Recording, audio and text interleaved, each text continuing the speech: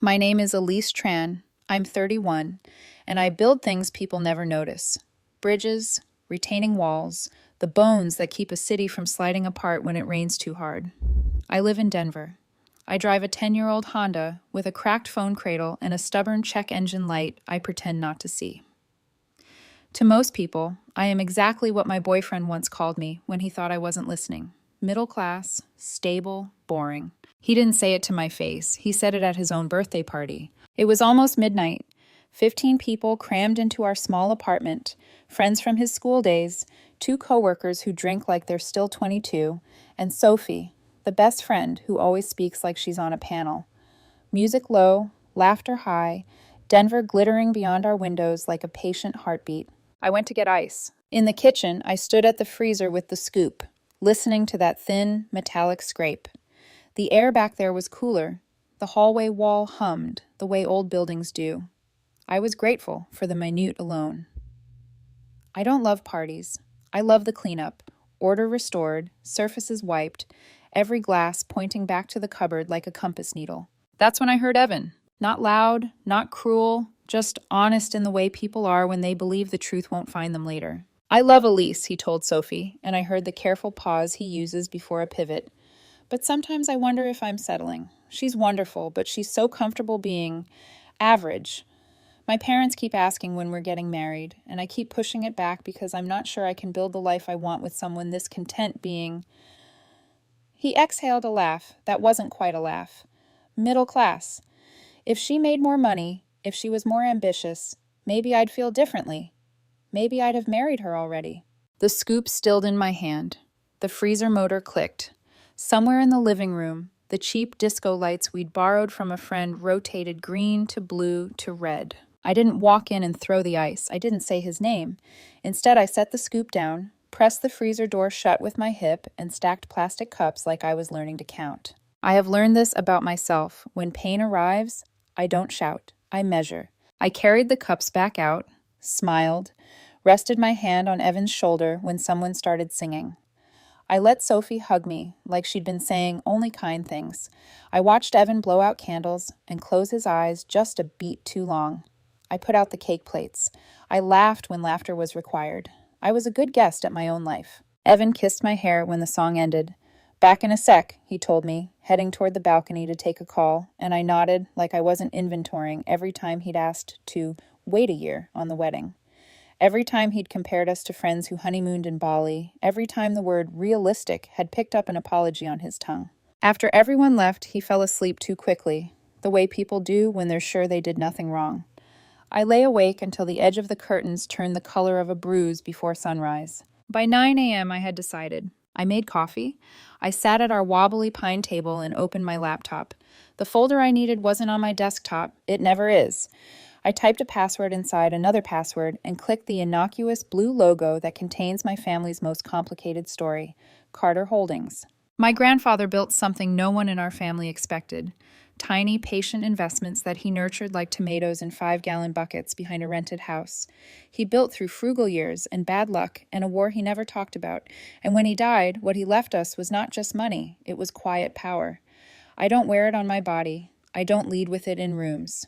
I keep it where it belongs, behind a login and a list of properties that would bore most people. 3 years ago, I bought the building we live in through Carter Holdings. I let David, my property manager, handle the face of everything: leases, repairs, the stiff letterhead notices that make people's hands shake. David is meticulous and kind. I chose him because he never forgets there are humans inside the paperwork. I called him. He picked up on the second ring.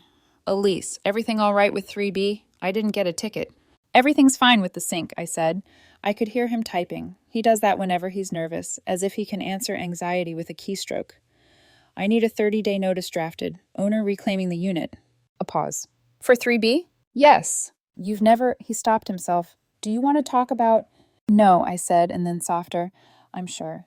I'll send it out today. Standard language. They'll call the office. Do you want any special handling? None, I said. Just the usual. The owner prefers anonymity. That line always makes people angry. I know.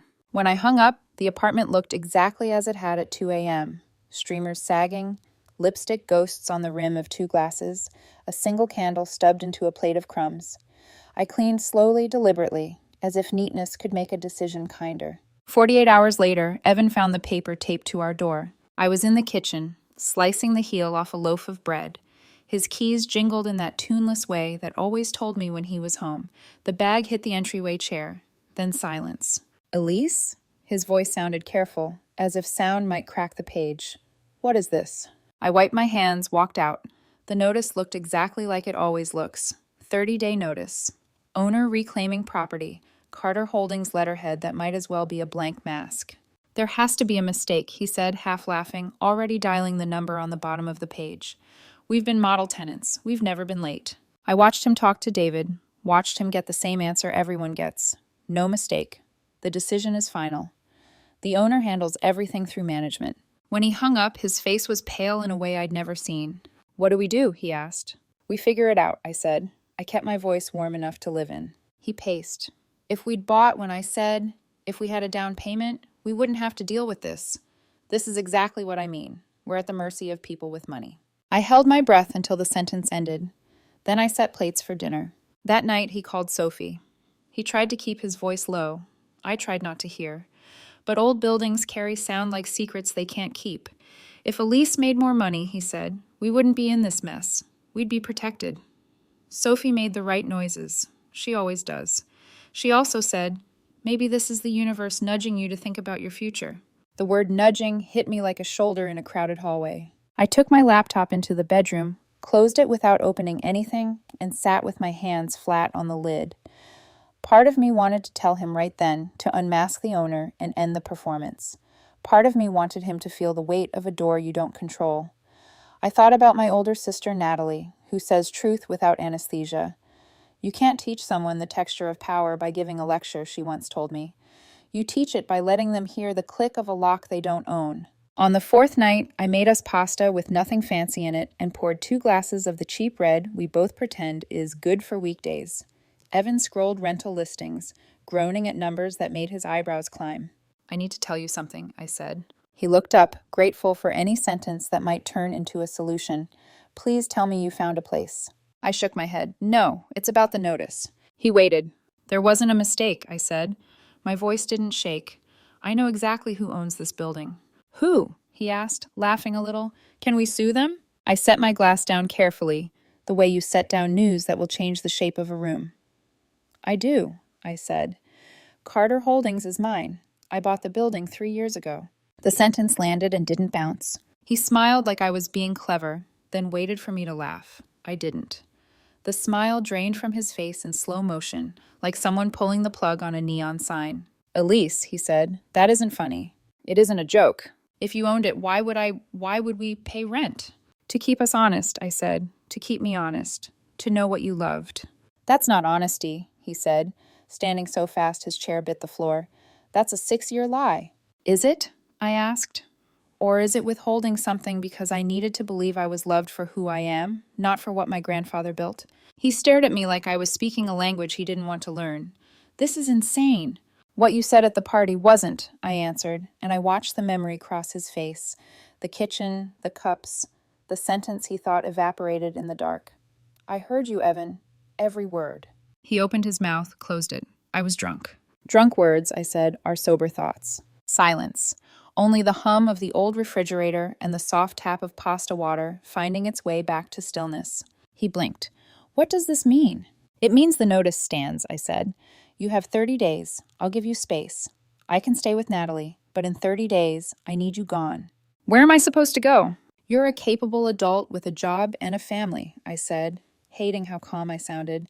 "You'll figure it out." His jaw worked like he was chewing a sentence he refused to swallow. "You're being cruel." "I'm being clear," I said. "You wanted more ambition? I'm showing you what mine looks like." Later, after he'd packed a bag and left for Sophie's, I washed the 2 plates we hadn't eaten from. I rinsed the glasses.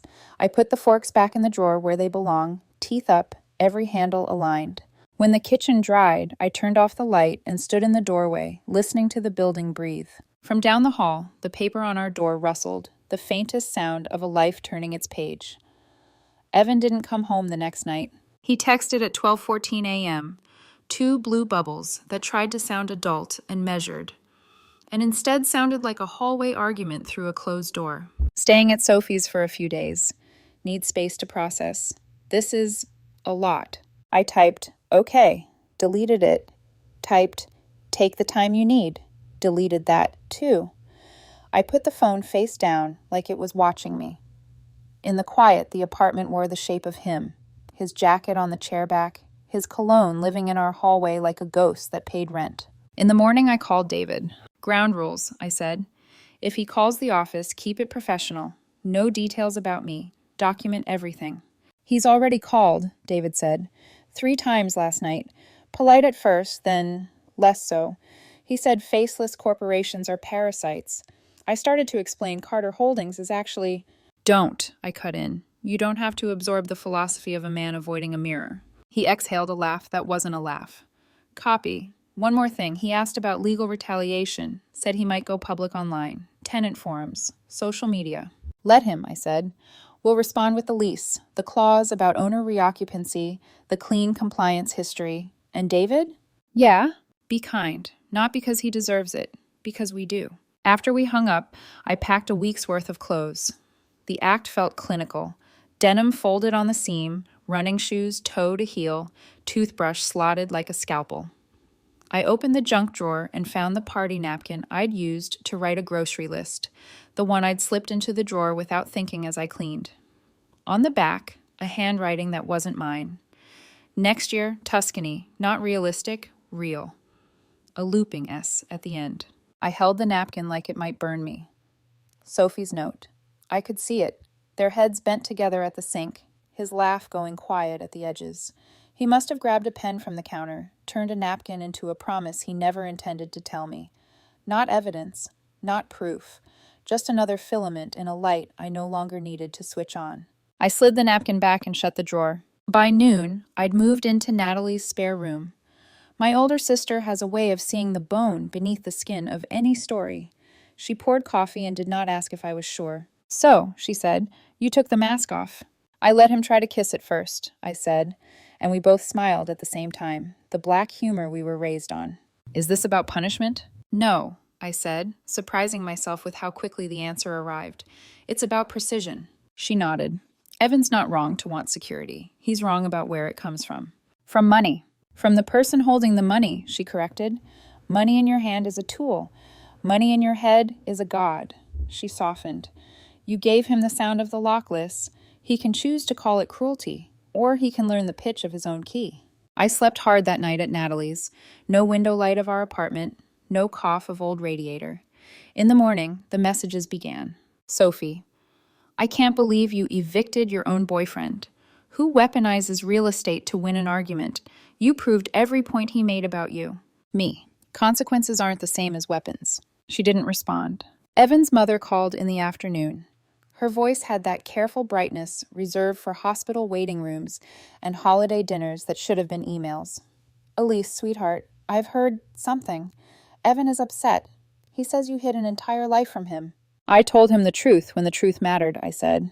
Before we married, not after. She was quiet. His father and I raised him to want a stable life. I want that too, I said. He wanted the appearance of a stable life. Those are not the same. She exhaled. I don't know what to say. Then don't, I offered gently. Let time move without commentary. The next day, Evan texted, Can we talk like adults? At the apartment. 6 p.m. I arrived 5 minutes early and unlocked our door for what no longer felt like ours. He stood inside, wearing my favorite version of him. Soft t-shirt, tired eyes, morning stubble that made his face look braver than he was. The 30-day notice hung beside the frame like a second witness. Why didn't you tell me? He asked, skipping hello, accusation posing as inquiry. Because I needed to know if you could love me without the numbers, I said. Because I watched your brother's marriage die in a year when she learned about his inheritance and became someone else. Because I grew up hearing Grandpa say, if they only love what I built, they'll leave you when the scaffolding wobbles. You looked me in the eyes and let me pay rent to you. We paid it, I corrected, you and I. We followed the same rules as everyone else in this building. We weren't special. His laugh cracked. You're not even hearing yourself. God, Elise, you reclaimed me like a unit.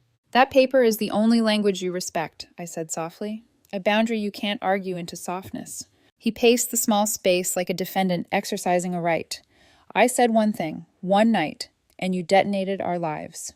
You said months of things, I answered. That night just put a microphone to the pattern. He stopped. You think I'm a gold digger. I think you're afraid, I said. And you think money irons fear flat. He pressed his fingers to his eyes. What happens now? You find a place, I said. You move. We separate our logistics. I'll cover your last month's utilities because I know the math of sudden exits. I'll waive any cleaning fees. David already has it noted. His head snapped up. Yes, I'm using power. I'm also using it cleanly. The word cleanly did something to his face. Rage couldn't live on it. Pride tried and failed. You don't even look sad, he said finally. I'm tired of bleeding privately for men who prefer my quiet, I said. That's not a lack of sadness. That's hemostasis. He left without slamming the door. The small mercy felt like an accident. For 2 weeks, we texted only about logistics. He took the cast iron skillet and the blender. I kept the mixing bowls Grandma had marked with masking tape and a Sharpie the Thanksgiving before she died. He sent a message to David about a repair in the bathroom, as if he would still be living there in December. David forwarded it to me with the single line, "Habit is the hardest tenant to evict." In those days, my phone felt heavy with other people's certainty. 3 mutual friends wrote to say I had overreacted. Ava, a woman from my office who has never once flinched at truth, wrote only, "Trust is a hinge. Once it bends, you can still close the door, but it'll never sit right again." On day 18, Evan came alone to gather the last of his books. He stood in the doorway, hands in the pockets of the jacket I bought him the winter we learned how to love soup. I proposed to you with a modest ring, I said into the quiet. You cried and said you loved that I was real. I did, he said. His eyes were raw in a way that made me remember our better months without wanting to inhabit them. I do. You loved a version of me, I said, a version that fit the story you were telling. When the story changed, the love did too. He looked at the notice on the wall. So that's that. That's that, I said. There was no triumph in it, only accuracy. After he left, I found one last thing.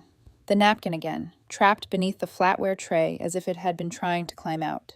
Next year, Tuscany. Not realistic, real.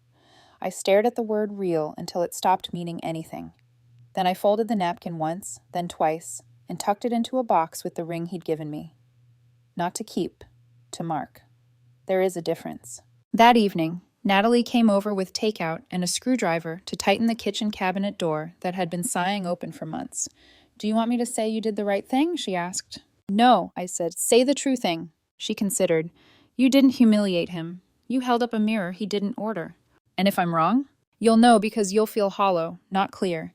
She wiped her hands. Do you feel hollow?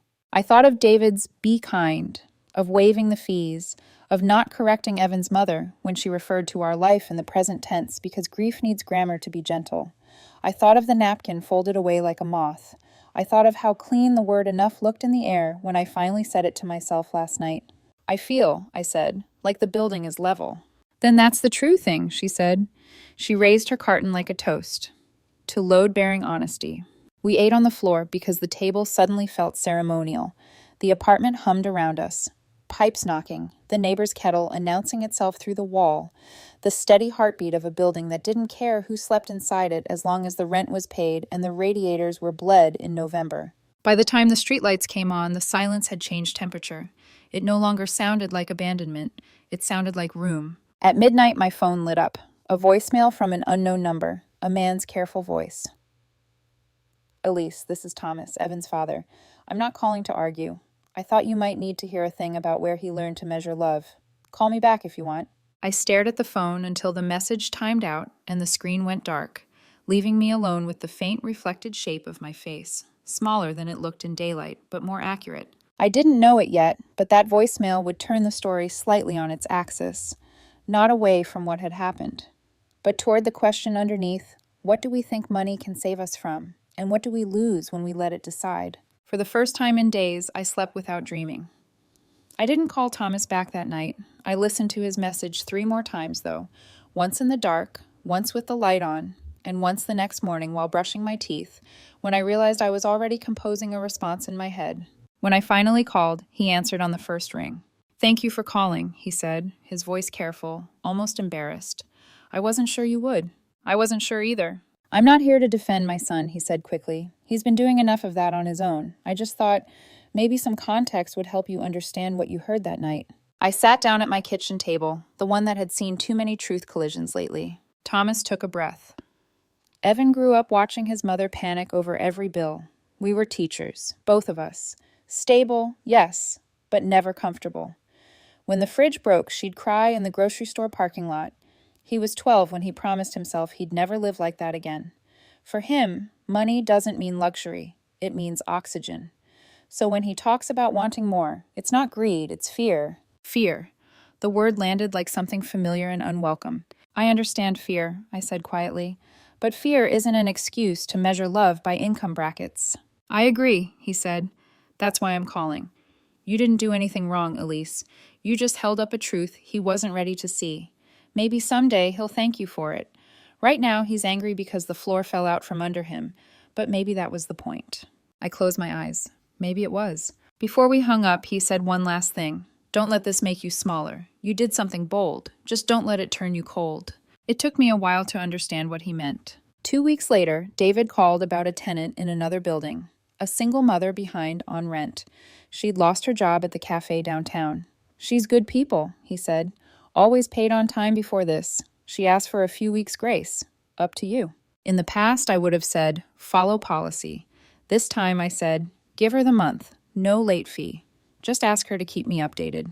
David hesitated. "You sure?" "Yes," I said, "I'm sure."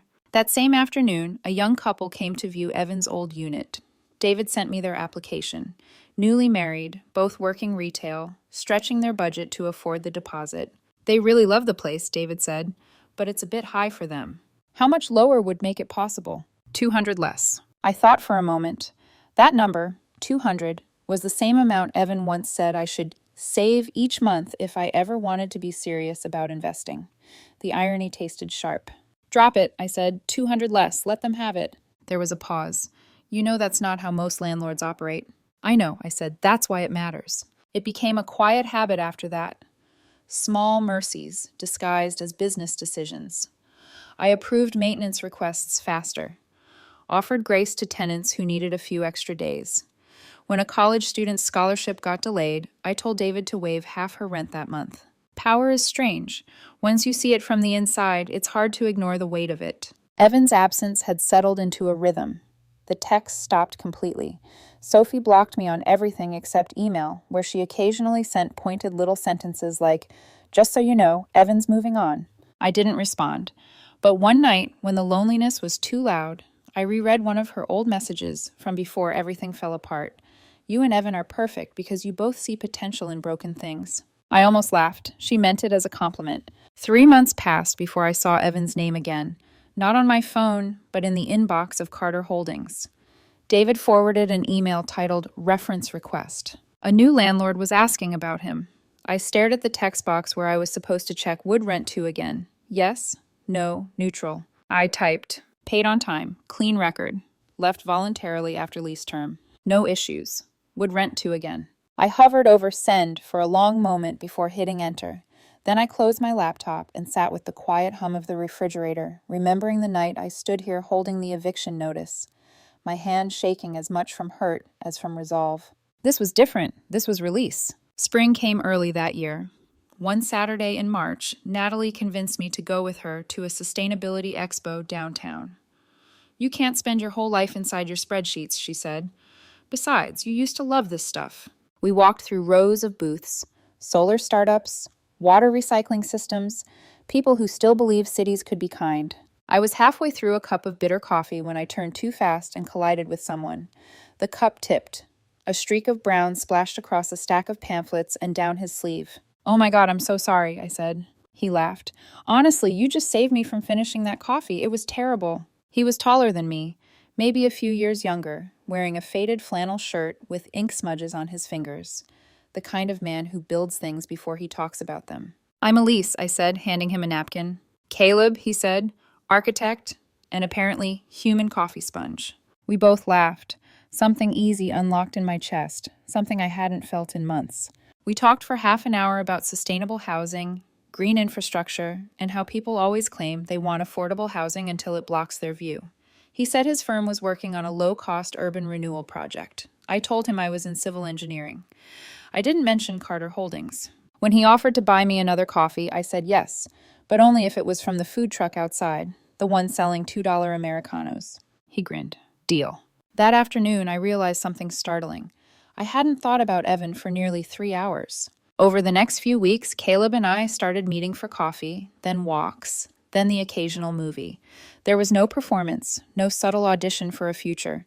He talked about his student loans with the same calm he talked about his dreams.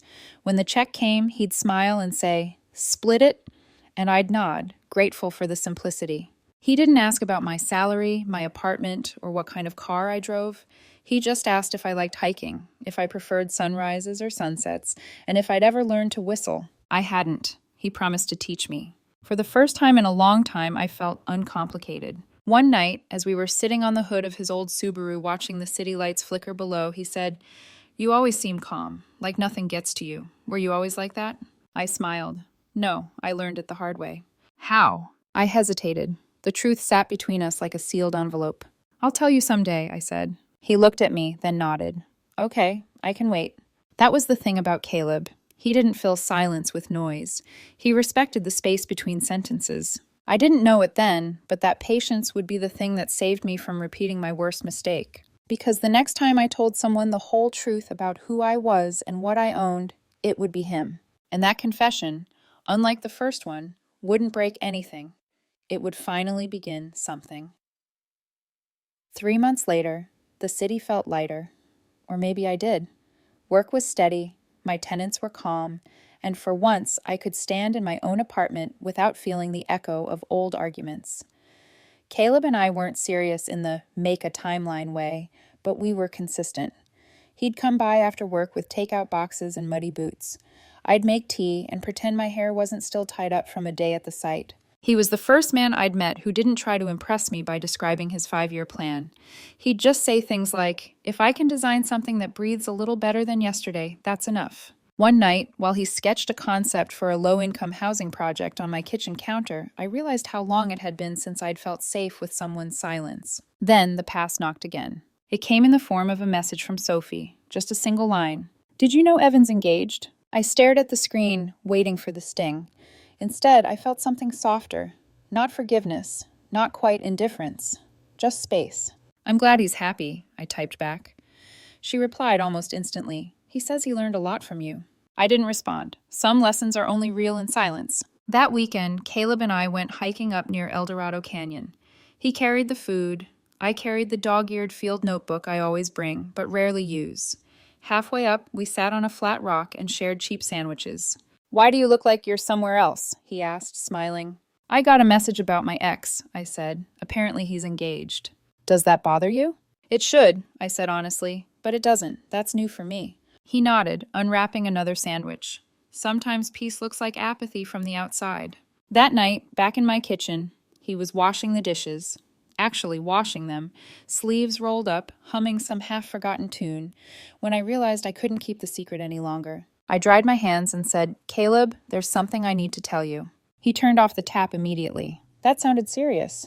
"It is, but not bad." I sat at the table. "Remember when I told you I do civil engineering?" "Yeah, it's true, but there's more." He leaned back against the counter, patient, unreadable. "I also manage a real estate portfolio," I said, "inherited from my grandfather. Several buildings, including the one I live in." His eyebrows rose slightly, but he didn't speak. For years I kept it private, even from people I loved. I hesitated, especially from people I loved. He was quiet for a moment, processing. "Why?" "Because I wanted to know if they were choosing me or the idea of me," I said. "Last year, that choice ended badly." I told him everything then. The overheard conversation, the 30-day notice, the confrontation, the aftermath. I didn't dramatize it. I just laid it out like blueprints on a table. When I finished, he exhaled slowly. "Wow." "I know," I said quickly. "It sounds manipulative. I don't regret the truth, but I regret the method. I never want to live like that again, testing people." He smiled, just barely. "Elise, you don't have to apologize for surviving something." I blinked. That's not what most people would say. Well, he said, most people aren't architects. We know structure doesn't stand unless you test it. That made me laugh for the first time all night. He stepped closer, drying his hands on a towel. Can I ask one thing? Of course. Does telling me mean you're done hiding? Yes, I said, completely. He nodded, as if that was the only answer that mattered. Good, because I like you for who you are, not for the zeros you don't talk about. And then, almost as an afterthought, he added, also, I'm not changing our $2 coffee routine. You're not taking that away from me. I laughed. Wouldn't dream of it. Over the next few weeks, we fell into something that felt effortless. Not the dizzy, high-voltage kind of love that burns itself out, but the kind that hums quietly, like an engine running smooth. Caleb never asked for more than my time. He didn't push to see the balance sheets or the houses I owned. He just asked where I wanted to walk the dog next weekend. It was strange, realizing that simplicity can be so rare it feels like luxury. One evening, as I sat reviewing project files, an email arrived from David. Subject: New tenant appreciation idea. He'd written, "You mentioned wanting to make housing fairer. What if we started a program for long-term tenants? Maybe a small monthly discount or some maintenance priority, a loyalty system. Could help keep good people." I stared at his words for a long time. Maybe Thomas was right. Maybe I was learning how to use power without letting it make me cold. Do it, I replied. Tenants over 3 years. Rent reduction of $150 a month. Call it Loyal Roots. That small decision became something I'd never planned. A way to measure my life, not by profit, but by how gently I could redistribute what I'd been given. A week later, Caleb and I took a road trip west. No destination, just an old map and bad snacks. Somewhere near Glenwood Springs, while we were watching the sunset bleed over the mountains, he turned to me and said, "You know what I like about you?" "What?" "You make complicated things sound simple, and simple things sound important." I smiled. "That's an engineer's curse." He shook his head. "No, that's empathy disguised as logic." That was the moment I realized I was falling in love, not with the idea of safety or power, but with someone who didn't care about either. Someone who saw me not as a ledger, but as a person. When he kissed me, the whole world felt quiet in the right way. That night, I dreamed of my old apartment. The same walls, but brighter, softer somehow. And in the dream, the eviction notice was gone, replaced with a handwritten one-line note. The owner prefers honesty. When I woke, I couldn't stop smiling. I didn't know it then, but that dream would become real, in a small, literal way. Because a year later, I'd hang those words on my office wall. As a reminder, you don't have to test people to know the truth. You just have to live in it. A year has passed since I heard Evan's voice in that kitchen, the night that split my life cleanly in two. Sometimes it feels like a lifetime ago. Sometimes it feels like last week. Today, I wake up to sunlight spilling across the wooden floor of a house that finally feels like mine. Not the apartment with the ghosts in its walls. A modest 3-bedroom cabin on the edge of Golden, Colorado. A wide porch, mountain air, a garden that Caleb swears he'll learn to keep alive. The dog's already outside chasing light between the fence slats. Caleb's in the kitchen, humming tunelessly, making coffee that's somehow both burnt and perfect. When I walk in, he hands me a mug and says, "You know what day it is?" I think for a second. "Saturday?" He grins, shaking his head. "Try again." It hits me. 1 year since the eviction notice. 1 year since I stopped mistaking silence for safety. He watches my face soften. "How do you feel?" "Like the air finally belongs to me," I say. He nods, understanding. He always does. That spring, Caleb proposed during a weekend camping trip in Rocky Mountain National Park. Nothing cinematic, no photographers hidden in the trees, no rehearsed speech. We were sitting by the fire after dinner, half a bottle of wine between us, my hair tangled, my hands smelling of smoke. He reached into his jacket and said, "I've been carrying this around for 3 weeks waiting for the perfect moment." Then I realized this is it. Just us.